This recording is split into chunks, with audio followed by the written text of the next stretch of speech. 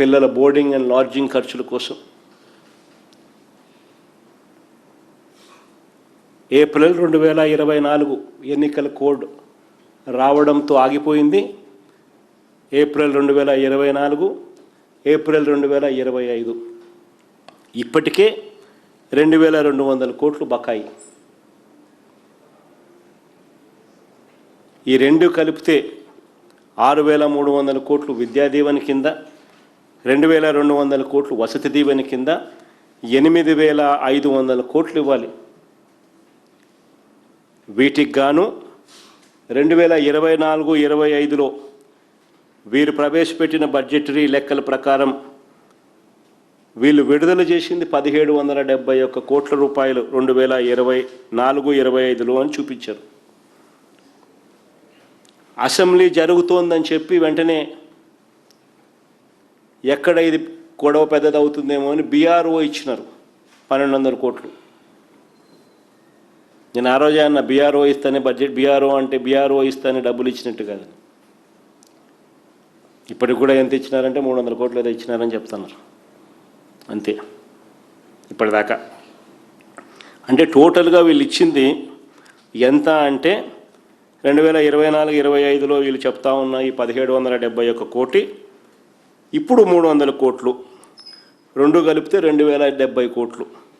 అంటే 8500 కోట్లు మైనస్ 2071 అంటే 6428 కోట్లు బాకీ ఇప్పటికే.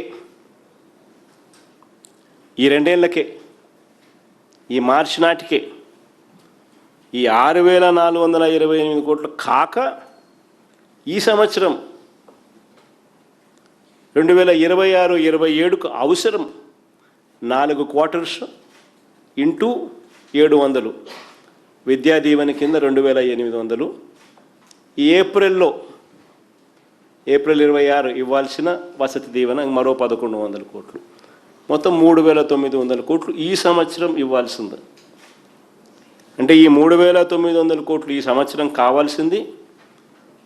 ఈ రెండేళ్లకు ఇప్పటిదాకా ఇవ్వాల్సిన బకాయిలు 6428 కోట్లు, రెండు కలిపితే 10328 కోట్లు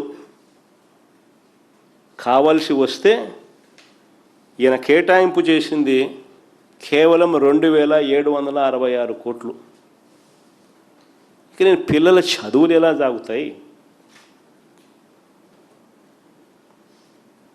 కాలేజ్ యాజమాన్యాలు పిల్లలను నిలదీస్తూ ఫీజులు కట్టించుకుంటున్నారు. కట్టలేని పిల్లలు చదువులు మానేస్తూ ఉన్నారు. తల్లిదండ్రుల మీద తీవ్రమైన ఒత్తిడి ఎదుర్కొంటూ ఉన్నారు. ఆస్తులు అమ్ముకోవాల్సిన పరిస్థితి, చదువులు మానేస్తూ ఉన్న పరిస్థితి. అయినా ఈ చంద్రబాబు నాయుడు గారికి మనసు రాదు. 16 రోజులు అసెంబ్లీ సమావేశాలు అయిన తర్వాత కూడా ఇవి ఎప్పుడు ఇస్తావు స్వామి అని అంటే ఈ చంద్రబాబు నాయుడు గారి నోట్లో నుంచి కనీసం మాట కూడా లేదు.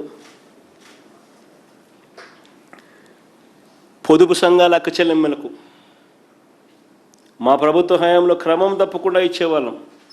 0 వడ్డీకి ప్రతి ఏప్రిల్ క్రమం తప్పకుండా బటన్ నొక్కేవాళ్ళం. ఏకంగా 4900 చిల్లర కోట్లు మేము ఇచ్చినాం మా 5 ఏళ్లలో 0 వడ్డీ పథకానికి. ఈరోజు ఈయన మేనిఫెస్టోలో ఏమో 3 లక్షల వడ్డీ లేని రుణాలను 10 లక్షలకు పెంచుతానన్నాడు. పెంచడం కదా దేవుడు ఎరుగు స్వామి. మా హయాంలో ఇచ్చేది కూడా ఎగరగొట్టేసినాం, అది కూడా రావడం లేదు. ఇవ్వాల్సింది ఎగరగొట్టిన 0 వడ్డీ. ఇదే ఈయన మేనిఫెస్టోలో చెప్పిన 10 లక్షల ప్రకారం లెక్కేసుకుంటే ఈ 3 ఏళ్ళకు కలిపి అదే 9,000